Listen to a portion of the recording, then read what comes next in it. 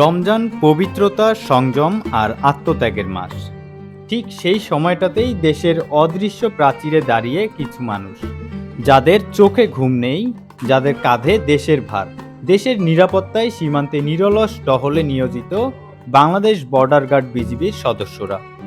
রমজানে রোজা রেখেও এক মুহূর্তের জন্য শিথিল নয় তাদের দায়িত্ব।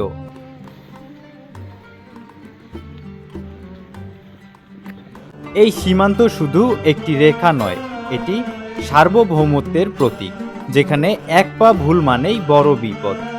রোজা রেখে পানির তৃষ্ণা চেপে দায়িত্ব পালন, কিন্তু চোখে নেই ক্লান্তির ছাপ, কারণ তারা জানে এই পাহারার উপরই নির্ভর করে দেশের শান্তি, মানুষের নিরাপত্তা। পরিবারের সঙ্গে থাকতে মন চায়, কিন্তু বৃহৎ দেশের স্বার্থের দিক তাকিয়ে আমরা দেশকে সর্বোচ্চ মনে করে আমরা সীমান্ত দায়িত্ব পালন করে থাকি। ইফতার মানেই পরিবারের সঙ্গে টেবিলে বসা নয়, এখানে ইফতার মানে ডিউটির ফাঁকে কয়েক মিনিটের বিরতি। রাত গভীর হয়, কিন্তু পাহারা থামে না। পরিবার থেকে শত শত কিলোমিটার দূরে থেকেও তারা অবিচল, শুধু দেশের জন্য। নীরবে দায়িত্ব পালন করা এই বীরদের প্রতি রইল দেশের মানুষের শ্রদ্ধা। নাজমুল হাসান লিমন, লালমনিরহাট নিউজ।